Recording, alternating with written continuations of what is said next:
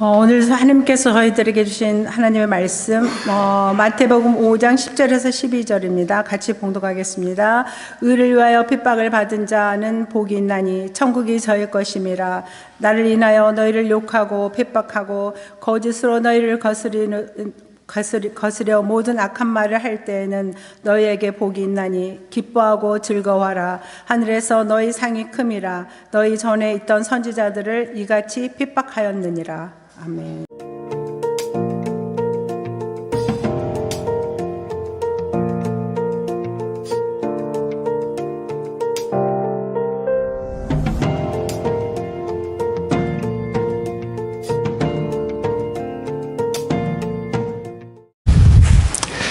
여기 모여 예배하는 우리 한 사람 한 사람은 보통 사람이 아닙니다. 하나님께 사랑받는 보배롭고 존귀한 사람들입니다. 우리의 이런 마음, 이런 예배를 하나님이 기뻐 받으시고 또한 우리에게 은혜를 주시리라 믿습니다. 어느 분이 누군가에 대해서 얘기를 하면서 이렇게 말한 적이 있습니다. 제가 아는 그분은 욥처럼 참 정직하고 의롭게 사는 분인데 어려움을 많이 겪고 있어요. 그래서 참 안타까워요. 우리는 주변에 이런 경우를 많이 보게 됩니다. 정말 착하고 정직하고 남을 섬기며 사는데 어려움을 겪습니다. 그런 사람들을 보면서 참 저분의 삶이 불행하다 이런 생각을 하기도 하고, 공의의 하나님께서 그분의 삶을 다 보고 아실 텐데 하나님의 일하심이 어디 있는가 의문을 갖기도 합니다. 그런데 오늘 함영옥 권사님 읽어주신 마태복음 5장에 보면 의를 위하여 핍박을 받은 자가 복이 있다라고 말씀하고 있습니다. 우리가 바라보는 시선, 세상이 보는 시각과 주님이 말씀하시는 시각이 전혀 다르지 않습니까? 의를 위하여 핍박을 받는 자가, 고난을 당하고 어려움을 처한 자가 복이 있다고 말씀을 하고 있습니다.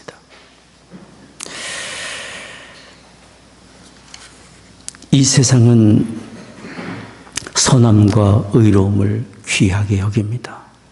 착하게 살고 정직하게 사는 그 가치를 우리는 압니다. 그런데 선함과 의로움이 불의함과 죄악에 대하여 지적하고 책망하게 되면 부딪히기 마련입니다. 부딪히면 의로운 사람이 해를 당하기 마련입니다. 고대 아테네는 아리스티테스라는 유명한 정치가가 있었습니다. 참 사람들에게 존경받는 사람이었습니다. 의롭고 정직하고 남을 위하여 훌륭한 일들을 많이 했던 존경받는 의인이었습니다. 그런데 함께 정치하는 정치 동료가들에게는 몹시 미움을 받았습니다. 시기와 질투심 속에 그를 어찌 해야 할지 날마다 정치가들이 모여서 모함을 했습니다. 결국은 동료 정치가들에 의해서 그 아리스테스는 추방을 당하고 말았어요. 적당히 악과 타협하며 사는 사람들에게 의롭게 사는 그 사람은 눈에 가시거리였고 너무도 불평했기 때문에 그가 옆에 있는 것이 불평의 조건이었어요. 불편을 느꼈어요. 이런 일은 창세 이래로 항상 있는 일입니다. 우리가 아는 대로 하나님께 참된 예배를 드리며 의롭다 인정을 받았던 아벨, 형 가인의 시기와 질투심에 그는 죽임을 당했습니다. 구약의 수많은 선지자들을 보십시오. 사람들의 불의함을 책망하고 죄악을 책망하고 하나님께로 돌아와야 합니다. 그렇지 않으면 우리는 죄악 가운데 멸망에 빠질 수밖에 없습니다. 어서 회개하고 하나님께로 돌아오십시오. 전하는 선지자들을 사람들은 조롱하고 핍박하고 죽이기까지 했어요. 신약시대 세례 요한을 보십시오. 사람들의 부도덕함과 죄악을 책망하며 어서 회개하고 하나님께로 돌아오라고 외쳤던 세례 요한. 많은 사람들이 그를 불편하게 여겼어요. 자기들의 모습을 너무도 신랄하게 지적하니까. 천국이 가까웠으니 어서 회개하라고 외치는 그의 메시지가 나 마음에 너무도 부담이 되었기 때문에 부담을 느낀 사람들 가운데 한 사람이 있었어요. 유대 분봉왕 헤롯이었습니다. 결국 유대 분봉왕 헤롯은 세례 요한을 옥에 가두고 결국은 그를 죽이고 말았어요. 하나님의 아들 예수님, 유대 지도자들에 의하여 정죄받아 십자가의 죽임을 당했습니다.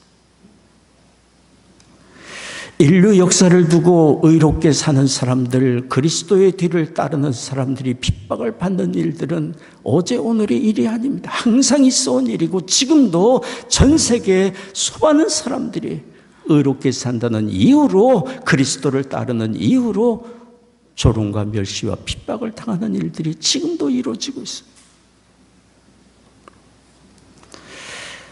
우리는 또한 압니다.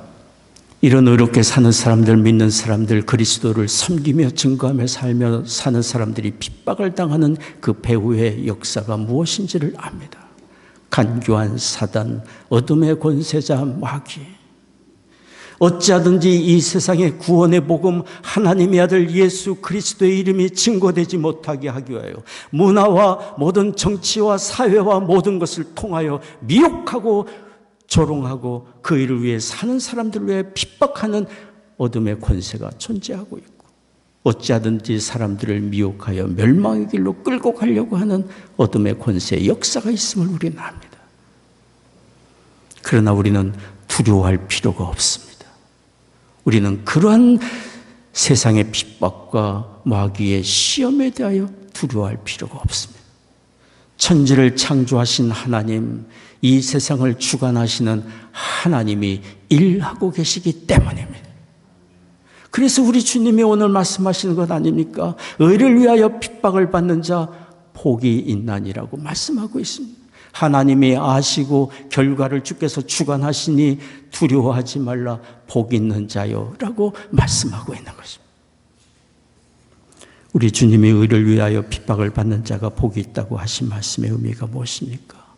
저는 오늘 두 가지만 말씀을 나누려고 합니다. 첫째로, 예수님을 위해 핍박을 받는 것은 예수님을 위하여 믿음으로 살고 주를 섬기며 살며 핍박을 받는 것은 그 사람은 바로 예수님을 위하여 살고 있다는 증거가 되기 때문입니다.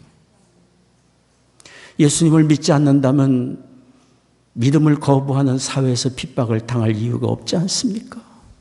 예수님을 섬기며 그리스도를 증거하지 않는다면 그를 거부하는 사람들에게 조롱과 멸시 받을 이유가 없지 않습니까? 그러나 그리스도를 위하여 살며 그리스도를 증거하며 그리스도의 말씀을 쫓아 살며 핍박을 당한다면 바로 그것은 주님을 쫓아 살고 있는 증거가 아니겠어요? 주님을 섬기며 위하여 사는 증거가 아니겠어요? 주님의 사도들, 그들은 예수님을 십자가에 못 박아 죽은 예루살렘 도성에서 당신들이 십자가에 못 박은 예수님은 하나님의 아들이고 죽음의 권세를 이기시고 다시 사셨습니다. 그러나 지금이라도 회개하고 예수 그리스도를 구주로 믿고 영접한다면 하나님이 모든 죄 용서하시고 영생과 하나님의 나라를 허락해 줄 것입니다. 예수님을 잡아 죽인 예루살렘 도성에서 그리스도를 사도들이 탐대하게 증거했어. 그러다 붙들렸어요.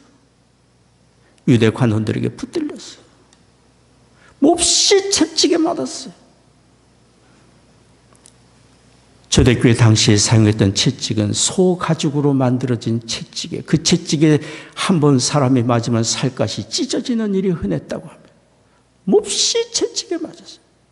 그리고 다시는 예수 그리스도의 이름으로 가르치지도 말고 그의 이름을 말하지도 말라고 위협을 받고 풀려나게 된 것입니다.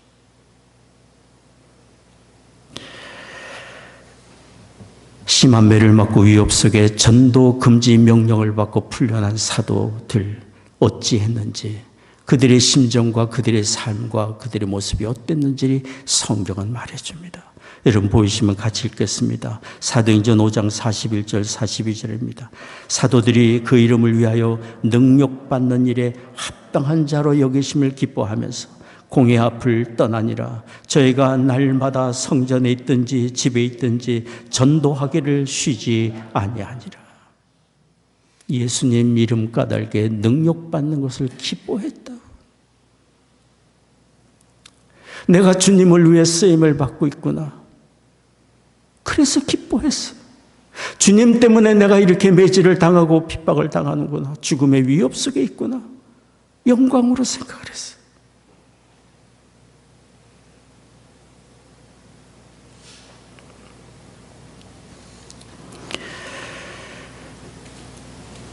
주 예수 그리스도를 믿어 거듭나 하나님의 자녀가 된 우리를 향하여 성경은 분명히 말합니다. 더 이상 우리 자신을 위하여 살지 않고 이제는 새로운 삶의 목적이 우리에게 주어졌는데 그것은 바로 우리를 위하여 죽으시고 다시 사신 예수 그리스도를 위하여 살고 그리스도를 섬기듯 다른 사람을 섬기며 사는 것이 우리에게 주어진 새로운 삶의 목적임을 말씀해 주었습니다. 이것이 그리스도 안에서 거듭나 하나님의 자녀가 된 사람의 삶의 새로운 정체성. 이런 삶의 목적을 안다면 고난이 고난으로 여기지 아니할 겁니다. 그리스도 때문에 당하는 고난이 오히려 주를 섬기는 기회인 줄 알고 오히려 영광으로 여기게 될 것입니다. 초대교회 중에 서모나 교회가 있었습니다. 이 서모나 교회의 감독인 폴리갑의 이야기입니다. 고령의 나이에 붙들리게 되었습니다. 교회 지도자라는 이름으로 붙들리게 되었습니다. 법정에 쓰게 된 폴리갑에게 던져진 질문은 이것이었습니까? 내가 이 순간 로마 황제의 형상에 절을 하면 살겠고 로마 황제의 형상에 절을 거부하고 네가 믿는 그리스도를 계속 섬기겠다고 하면 너는 죽을 것이다. 둘 중에 하나를 선택해야만 했습니다. 사느냐 죽느냐의 문제. 그때 폴리갑은 집정관에게 이렇게 말했습니다. 지난 86년간 나는 예수 그리스도를 섬겨왔습니다. 그분은 나를 한 번도 버리지 않았습니다. 나에게 잘못하신 것이 없으십니다. 그런데 어떻게 내가 나를 구원하시고 나를 사랑하시는 나의 왕이신 예수님을 배신할 수 있겠습니까? 집정관이 화가 났어. 화영장으로 끌고 갔어요. 기둥에 그를 묶었어. 폴리갑에게 주어진 시간은 얼마 남지 않았습니다. 그 시간에 폴리갑은 이렇게 기도를 했습니다. 사랑과 축복의 아들 예수 그리스도의 아버지, 전능하신 나의 주 하나님, 내가 하나님의 아들로 말미암아 하나님을 알았습니다. 이제 감사하옵기는 하나님께서 나를 이날 이 시간에 이런 희생에 적합한 자로 생각하고 받아주시니 감사합니다. 나 같은 사람을 주 예수 그리스도를 위하여 희생할 수 있는 희생의 제물로 삼아주시니, 그런 가치 있는 사람으로 나를 삼아주시니 감사합니다. 이것이 초대교회 성도들의 신앙이었어. 죽음을 불사한 신앙. 예수님 때문에 당하는 고난과 죽음도 영광으로 생각했던 신앙. 그들의 신앙 때문에 구원의 주 예수 그리스도의 이름과 구원의 복음이 온 세상에 전파된 거예요. 우리들에게까지 전파된 거예요. 고난을 두려워하지 않고 예수님 때문에 당하는 고난을 오히려 기쁨으로 여기고 영광으로 여기는 사람을 세상이 어떻게 감당할 수 있겠어요?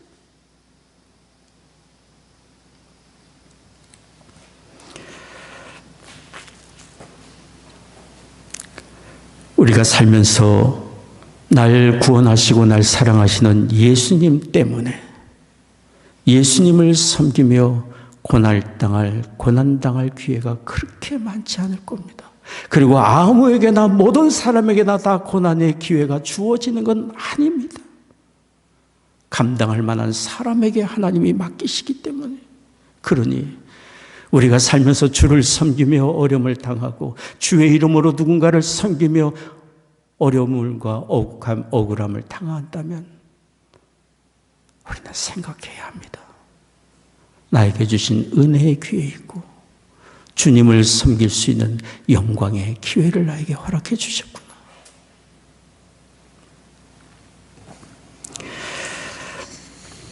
우리가 살면서 정말 두려워해야 하는 것은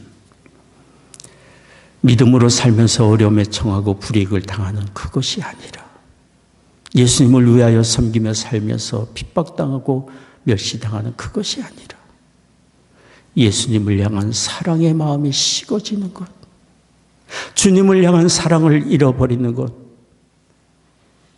이것이야말로 우리 삶에 정말 위기 있고 우리가 두려워해야 될 일이에요.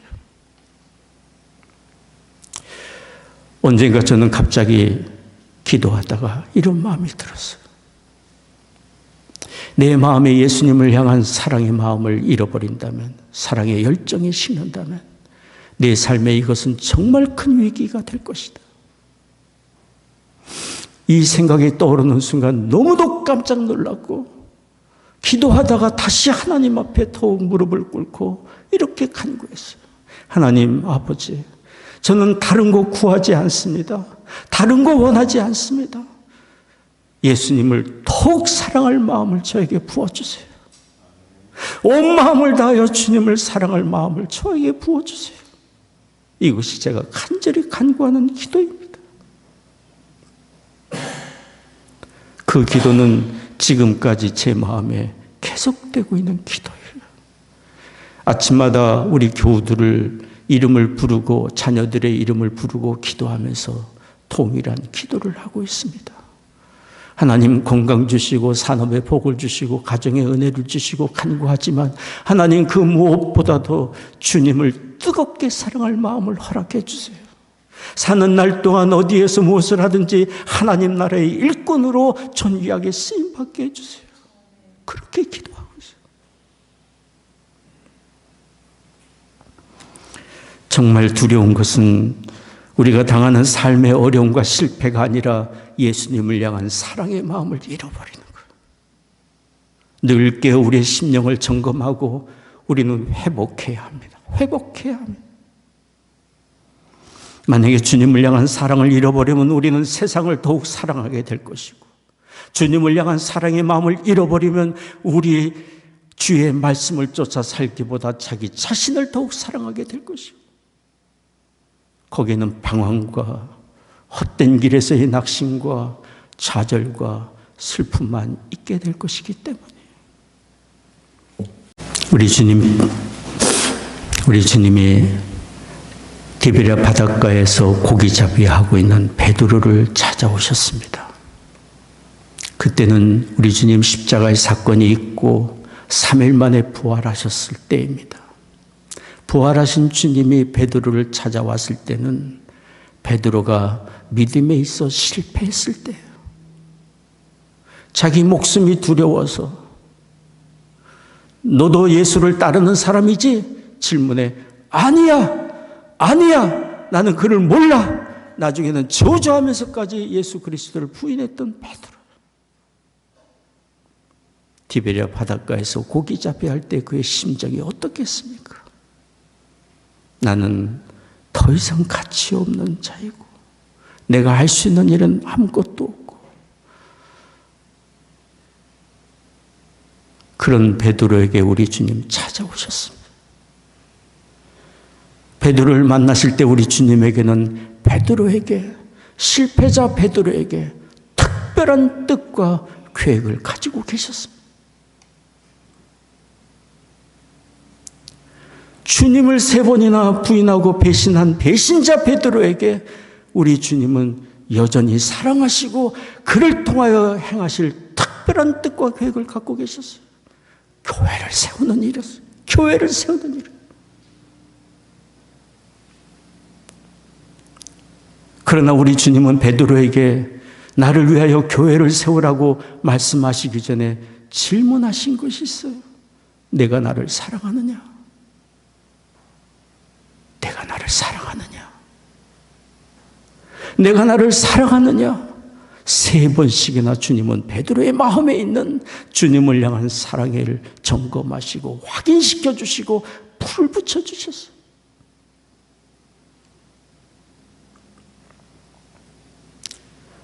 죄책감에 낙심과 좌절의 마음에 고개를 들고 주님의 얼굴을 바라볼 수 없는 그런 상황이었지만 베드로는 주님의 질문에 예, 제가 주님을 사랑합니다. 주님이 아십니다. 제가 주님을 얼마나 사랑하는지 주님이 아십니다. 대답하고 또 대답하는 베드로에게 주님은 말씀하셨어요. 내 양을 돌보아 달라. 내 양을 치라. 내 양을 돌보아 달라.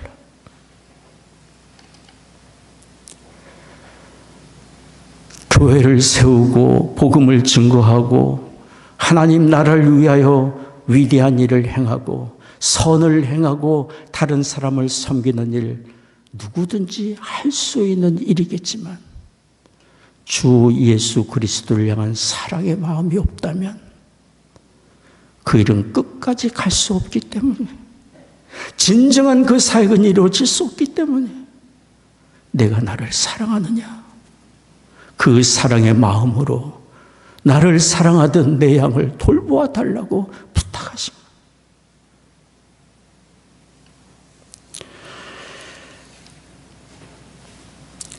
우리 주님께서 지금도 우리에게 동일한 질문을 하고 계실 줄 믿습니다. 내가 나를 사랑하느냐? 내가 나를 사랑하느냐? 내가 나를 사랑하느냐? 주님의 질문에 대답할 말을 우리는 항상 준비하기를 원합니다.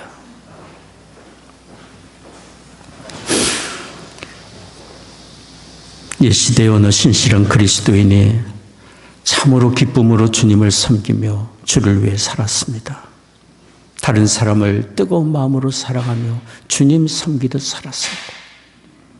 가는 곳마다 주 예수 그리스도 이름을 전해주며 그리스도를 통해 우리에게 주신 구원의 복음의 은혜를 전해주기를 간절히 원했습니다. 그런데 그가 말을 타고 동네에 나타나면 동네 청년들이 그에게 돌을 던지고 우리는 네가 말하는 거 듣지 않겠노라, 너나 믿으라 라고 그를 조롱하고 멸시했어요. 그러나 그분은 그런 조롱과 핍박에 아랑곳하지 않고 우리를 향하신 하나님의 사랑과 주 예수 그리스도를 믿는 자에게 주신 구원의 은혜를 전하고 또 전하고 다녔습니다. 그런데 어느 날이었습니다. 그분이 동네에 말을 타고 들어갔는데 아무도 그에게 돌을 던지는 사람이 없었습니다. 그를 조롱하는 사람들이 없었습니다. 그 순간 이분의 마음에 긴장감이 찾아들었어요. 그리고는 말에서 내려서 무릎을 꿇고 하나님 앞에 기도했어요. 하나님, 제가 뭘 잘못했나요? 사람들이 나에게 돌을 던지지 않네요. 제가 뭘 잘못했나요? 저를 통하여 그리스도의 영광이, 주님의 은혜가, 예수님이 증거되고 있지 않는 것 아닌가요? 제 마음에 주님을 향한 사랑이 식었는지요? 제가 뭘 잘못했나 가르쳐 주세요.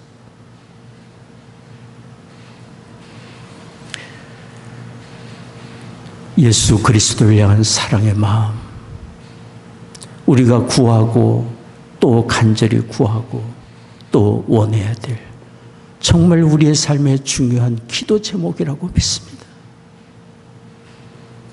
온 마음을 다하여 예수님을 사랑하며 주님을 섬기듯 사랑하며 다른 사람을 돕고 섬기며 선한 영향력을 끼치는 그런 삶이 될 수 있습니다.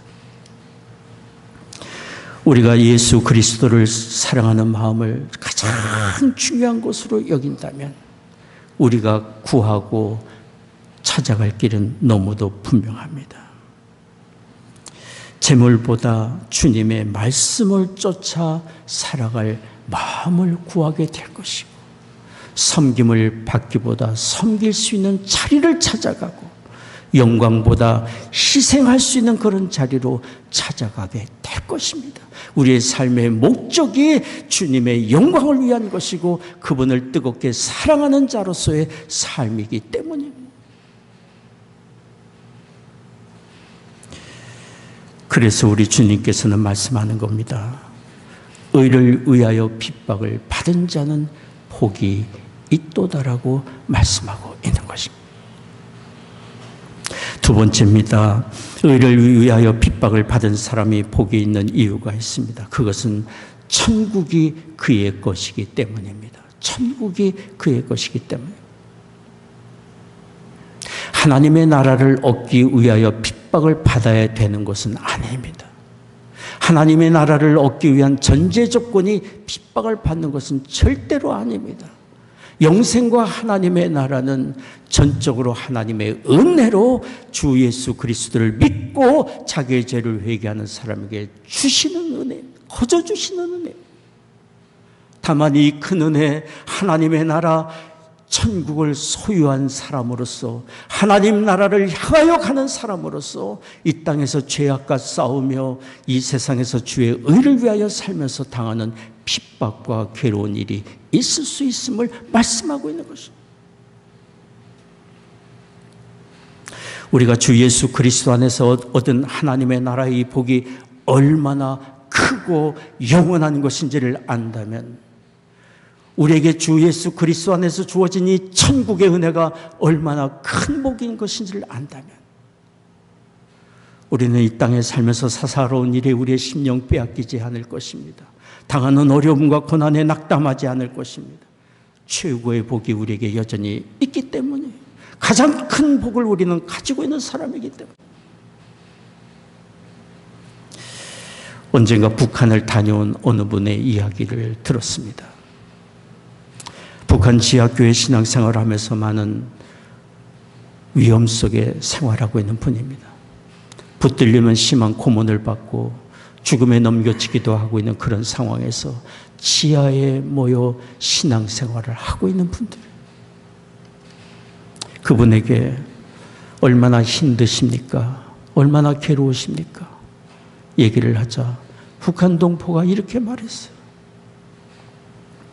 우리를 불쌍하게 보지 말아주세요. 우리를 불쌍하게 보지 말아주세요. 우리는 예수 그리스도를 믿는 사람들이에요. 예수님을 믿음으로 날마다 모여서 기쁨으로 하나님께 감사 예배를 드리고 있어요. 어떤 어려움을 당한다 할지라도 우리에게는 영원한 빼앗기지 않는 하나님 나라가 있기 때문에 우리는 불쌍한 사람이 아니에요.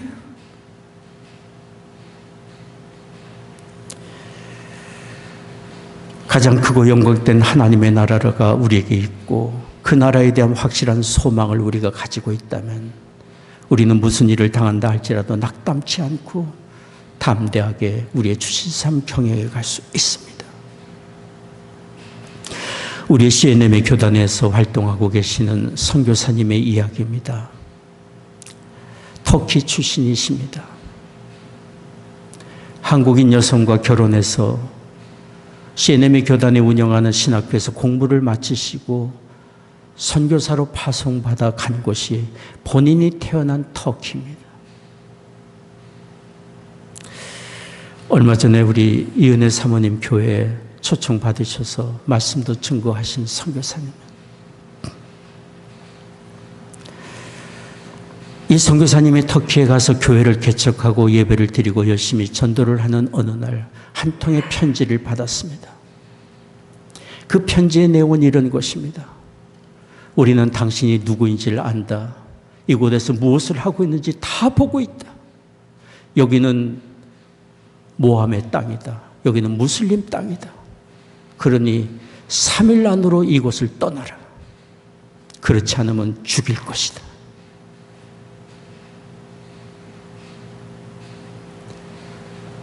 살해 위협의 편지였습니다. 그러나 그날 그 선교사님 부부는 그 편지를 받고도 떠나질 않았습니다. 지금까지 수년이 지난 지금까지 그 땅에 머물며 복음을 증거하고 있고 주일이면 성도들을 모아 예배를 드리고 있습니다. 왕성하게 사역을 하고 있습니다. 우리와 똑같은 사람. 터키 선교사님 마음에 왜 죽음의 위협에 대해 두려움이 없겠습니까? 그러나 죽음의 위협보다 더 큰 것, 하나님의 나라의 소망이 그에게 있었고 동족에게 구원의 복음을 증거해야 된다는 사명감이 그에게 있었기 때문에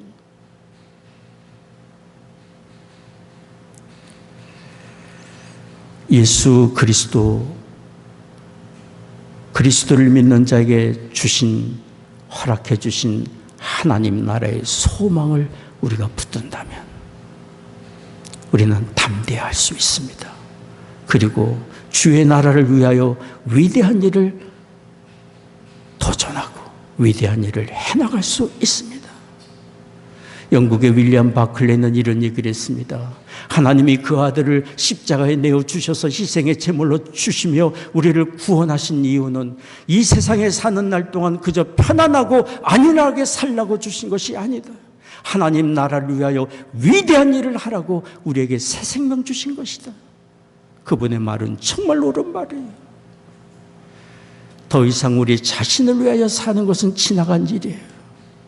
예수 그리스도 안에서 영생을 얻고 하나님 나라를 소유한 우리는 주의 나라를 위하여 우리의 가진 자원과 재능과 삶의 모든 것을 사용하며 주의 나라를 위하여 하나님을 위하여 위대한 일을 감당할 하나님께 중요한 사람들입니다.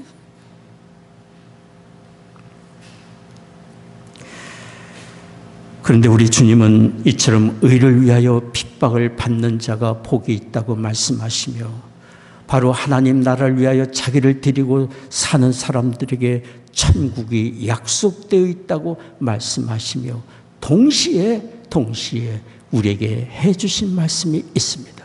그것은 하나님 나라에 이를 때 하나님이 주실 상급이 있다고 말씀하고 계십니다. 오늘 말씀 같이 한번 읽겠습니다. 마태복음 5장 11절 12절 말씀입니다. 나를 인하여 너희를 욕하고 핍박하고 거짓으로 너희를 거스려 모든 악한 말을 할 때에는 너희에게 복이 있나니 기뻐하고 즐거워하라. 하늘에서 너희의 상이 큼이라. 너희 전에 있던 선지자들이 이같이 핍박하였느니라. 전에 있던 선지자들을 언급하셨어요. 구약시대에 주님이 오시기 전까지 선지자들이 주의 복음을 증거하며 하나님 나라를 복음 증거하며 핍박받고 어려움을 당한 그들을 다시 언급한 거예요. 하나님이 그들을 다 보고 계셨고 아셨고 그들에게 주실 상급이 예비되어 있음을 말씀하기 위한 것이에요.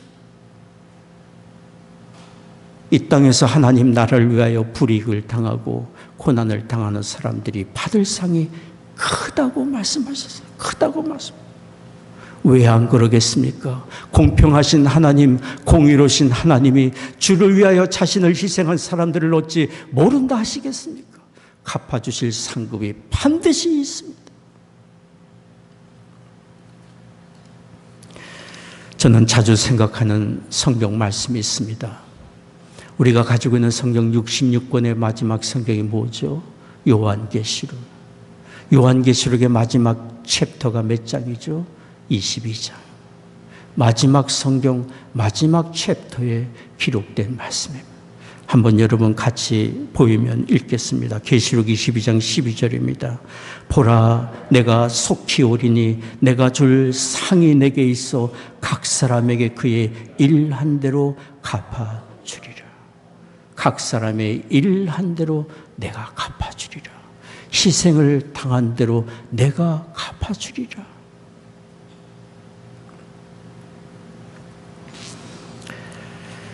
어느 여성이 언젠가 이렇게 말했습니다.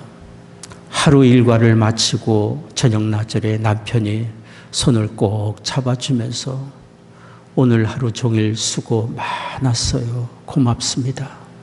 이렇게 말할 때 하루의 피곤이 다 풀리고 자신이 살아오는 이 모든 것이 인정받고 있다는 그런 생각에, 존중받고 있다는 생각에 행복을 느낀다고 그랬어요. 수고했습니다라는 말이 결코 간단한 이야기가 아니지 않습니까? 수고했어요 말 속에는 그 사람에 대한 인정과 감사와 고마움의 표현이잖아요. 우리는 살면서 누군가의 말 한마디, 고맙습니다, 감사합니다라는 말 속에 삶의 보람을 느끼고 행복을 느낍니다. 그런데 오늘 말씀을 기억해 주세요. 이 세상 인생 여정 다 마치고 맡겨주신 사명 다 마친 후에 우리의 모든 삶의 여정을 다 보고 계시고 아시고 계신 하나님께서 우리의 걸어온 삶을 인정하시고 위로하시며 그뿐만 아니라 상급으로 갚아주시겠다고 말씀하고 계세요.